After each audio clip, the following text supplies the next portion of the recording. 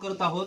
माझ्यासोबत आहेत किंवा कंपनीचे great leader branch chairman club member Bapusaheb Kuchekar sir, PCM director Ratnamala Kuchekar madam, Santosh Kumbhar sir, त्याचबरोबर शाजी कदम सर। आणि आज आम्ही आलेलो आहोत सावळी तालुका जिल्हा कोल्हापूर या ठिकाणी थेरगाव या गावी संत श्री ज्ञानेश्वर किंवा आयुर्वेदिक नावानं नवीन शॉप सुरू झालेलं आहे।